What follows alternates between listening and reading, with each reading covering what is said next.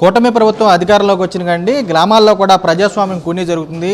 క్షేత్రస్థాయిలో కూడా ఎవరైతే వైఎస్ఆర్సీపీ సర్పంచులు ఉన్నారో వారిని కూడా టార్గెట్ చేస్తూ కూడా చెక్ పవర్ రద్దు చేస్తూ కూడా అధికారులు కూడా పూర్తి స్థాయిలో కూడా కూటమి నేతలు కొమ్ముగాస్తున్నారు. దీనికి సంబంధించి కూడా దెందులూరు నియోజకవర్గంలో జరుగుతున్నటువంటి సర్పంచులకు సంబంధించినటువంటి తొలగింపుపై కూడా మనతో మాట్లాడేందుకు సర్పంచ్ కూడా ఉన్నారు. ఇక్కడ వీరితో మాట్లాడదాం. సార్ చెప్పండి, ప్రధానంగా ఏ విధంగా చూస్తారు?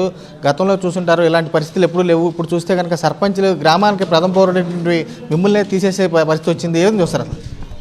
నిజంగా ఎవరైతే ఏలూరు జిల్లా పంచాయతీ అధికారి ఉన్నారో నిజంగా ఒక తెలుగుదేశం పార్టీ కార్యకర్తలాగా వ్యవహరిస్తూ ఉన్నారు.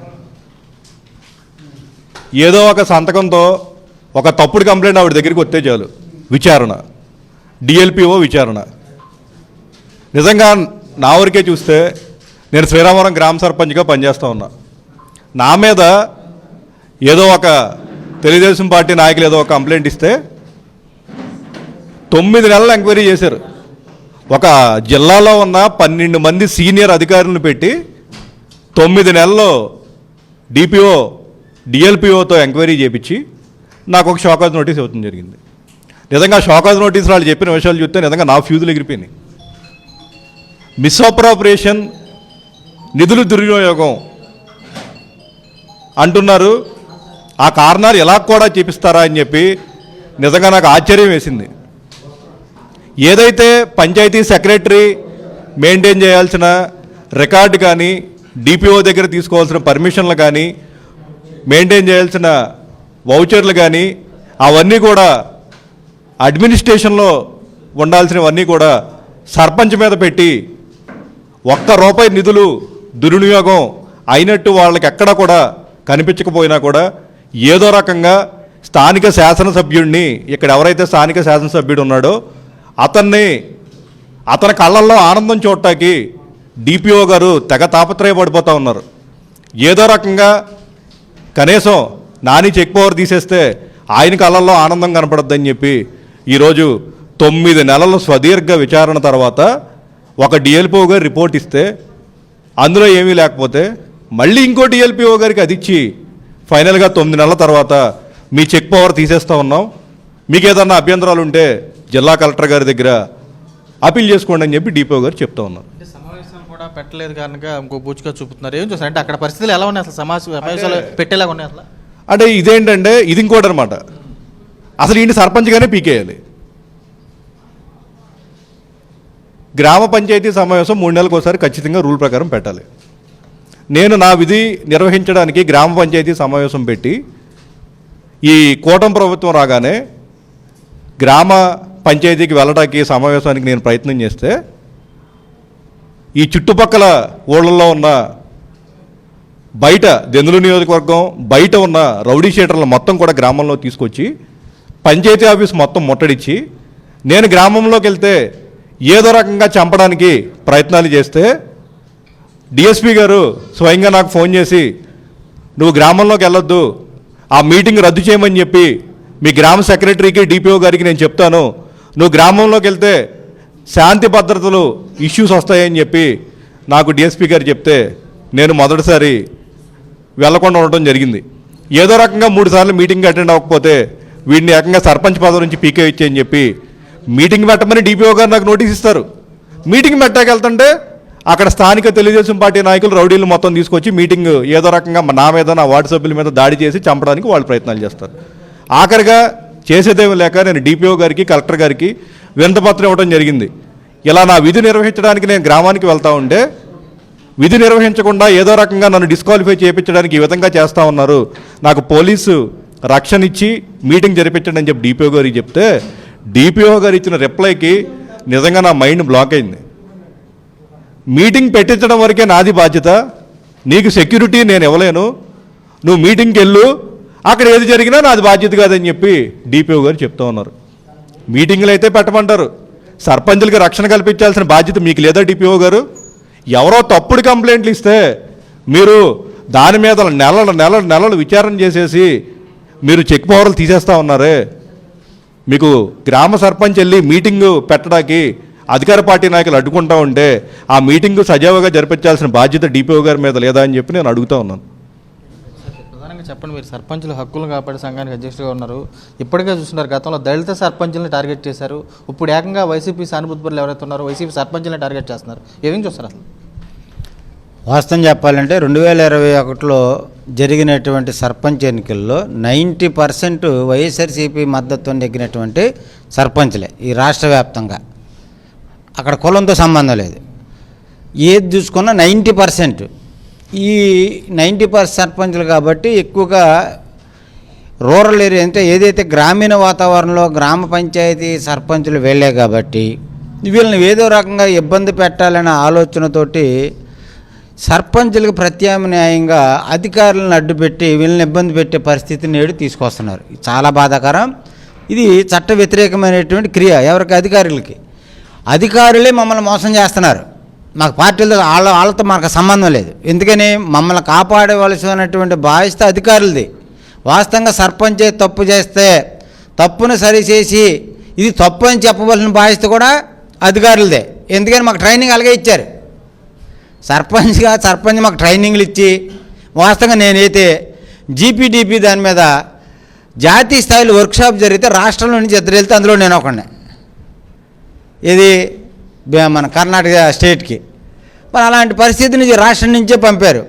అయినా సరే మా దెందులూరు నియోజకవర్గం వచ్చేటప్పటికి మా సర్పంచ్ అనే వ్యక్తిని ఎట్టి పరిస్థితులు అక్కడ పనిచేయను. ఊరికి సంతకం వరకే మా పని. ఏంటంటే సంతకం చేయడమే మా పని. మాకు పవర్స్ను ఉపయోగించరు. నా వరకు నా పంచాయతీకి వస్తే నా పంచాయతీ నిధుల నుంచి కమ్యూనిటీ హాలు గత 2024లో శంకుస్థాపన చేస్తే ఇప్పటికి పూర్తిగానే కూడా చేస్తున్నారు.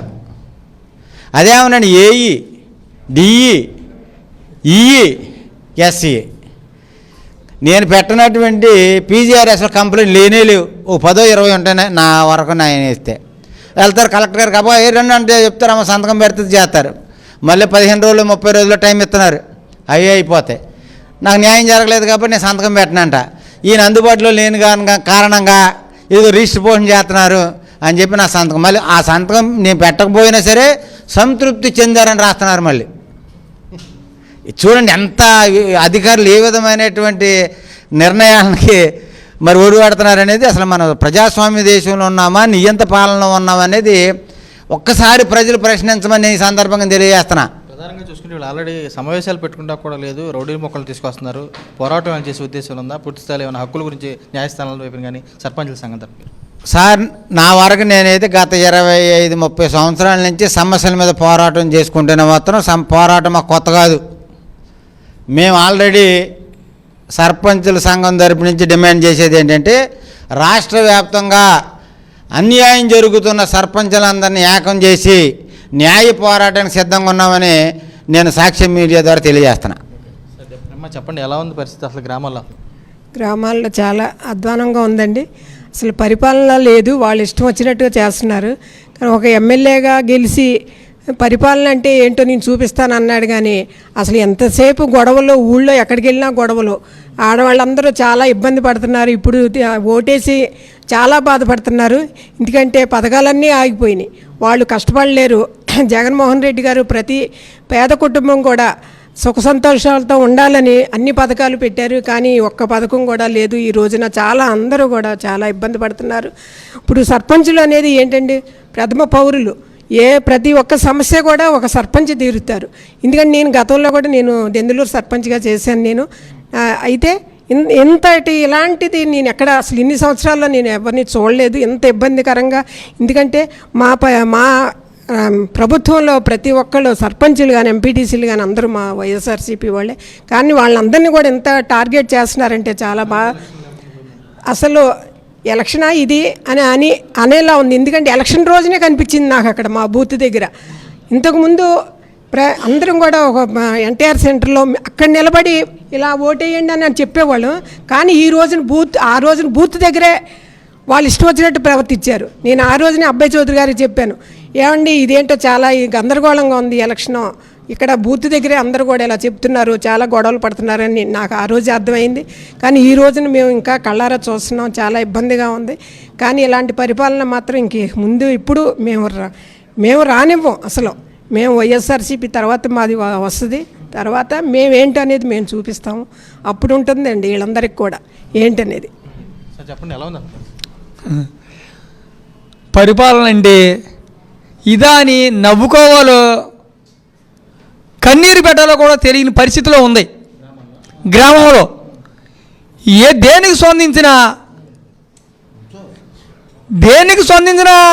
పైన ఉన్న నాయకులందరూ కూడా వాళ్ళు ఇష్టం వచ్చిన ప్రవర్తన చేస్తున్నారు. కానీ ఇవాళ సర్పంచులే చెక్కుపగడితే రేపు మా జగనన్న వచ్చాక ఎమ్మెల్యేలు సర్పంచ్ కూడా తీస్తాం ఏంటి అనుకుంటున్నారేమో. ఇవాళ సర్పంచులు అయితే రేపు ఎమ్మెల్యేలు కూడా తీసేస్తాం. మీ తెలుగుదేశం వాళ్ళు ఎక్కడో చోట గెలవక మానరు, మానిన్నాడు ఉంటుంది. మీకు తెలుస్తుంది అప్పుడు ఈ బాధ ఏంటో, ఈ శ్వాస ఏంటో. ఏంటి ఏదో అనుకుంటున్నారు. కొన్ని గ్రామాల్లో జరుగుతున్నాయి కానీ అన్ని గ్రామాల్లో జరగవు. ఏ గ్రామంలో జరగాలో ఆ గ్రామంలో జరిగితే స్వతంత్రం తెచ్చుకున్న అధికారులు కూడా ఏంటో అనుకుంటున్నారేమో. స్వతంత్రం తెచ్చుకున్నది కూడా ప్రజలే పోరాడి తెచ్చుకున్నారు. ఇవాళ మీ ఇష్టం వచ్చినట్టు ప్రవర్తిస్తే రేపొద్దున్న మేమందరం అడ్డం తిరిగితే మీరు మండలానికి పోలీసులు ఎంతమంది ఉంటారయ్యా? 50 మంది ఉంటారు మా ఉంటే. మేము ఒక మండలానికి వచ్చి 2 లక్షల మంది ఉంటాం. కానీ 1,50,000 రాపోయినా 50,000 జనం వస్తాం. 50,000 జనం వస్తే మీ పోలీస్ స్టేషన్ ఏం చేస్తారు, మీరేం చేస్తారు? అదొకటి దృష్టిలో పెట్టుకోండి. ఎవడైనా సరే అడ్డం తిరగనని చెప్పి అడ్డం తిరుగుతూ మొదలు పెడితే ఒక్కొక్కడికి ఉంటుంది. అధికారులు అనుకుంటున్నారేమో మీ అధికారం మేమున్నాను చెప్పానయ్యా, మేము చూసినాను చెప్పానయ్యా. మీ అధికారాలు ఎవరి అధికారమైనా ఎవరినైనా ఏంటో చూపిస్తాం, తేలుస్తాం కూడా. కంగారు పడమాకండి, ఎక్కడ చూడాలి అక్కడే చూస్తాం. అది కూడా ముక్తకంఠంతో ఒకటే స్పష్టం చేస్తున్నారు. ఏదైతే గతంలో పూర్తి స్థాయిలో కూడా స్థానిక సంస్థల సంబంధించి 90% కూడా వైఎస్ఆర్సీపీ సర్పంచ్లే ఉన్నారు. వారిని కూడా కూటమి ప్రభుత్వం వచ్చిన తర్వాత కక్షపూరితంగా కూడా చెక్ పవర్ రద్దు చేయడంతో పాటు పూర్తిగా గ్రామస్థాయిలో కూడా సమావేశాలు పెట్టుకుంటే కూడా రౌడీ మోకలతో కూడా అల్లరి మోకలతో వచ్చి కూడా పూర్తి స్థాయిలో ప్రాణాలకు సంబంధించినటువంటి రక్షణ లేకుండా కూడా ప్రవర్తిస్తున్నారు. గతంలో కూడా ఎప్పుడు ఇలాంటి పరిస్థితులు చూడలేదు. ప్రధానంగా దెందులూరు నియోజకవర్గంలో అయితే శాంతి భద్రతలు కూడా పూర్తిగా క్షీణించాయని చెబుతున్నారు. తమకు సంబంధించి కూడా పూర్తి స్థాయిలో ఇలాంటి పరిస్థితులు అధికారులు కూడా కొమ్ము కాస్తూ కూటమి నేతలకు వ్యవహరిస్తున్నటువంటి తీరును కూడా తాము తీవ్రంగా ఖండిస్తున్నాము. రానున్న రోజుల్లో కూడా పూర్తిగా సర్పంచులంతా కూడా రాష్ట్ర స్థాయిలో కూడా ఉద్యమిస్తామని చెప్పి వీరు కూడా స్పష్టం చేసి కూడా కనబడుతుంది. విజయ్ కుమార్ రాజు, సాక్షి టీవీ, ఏలూరు జిల్లా నుంచి.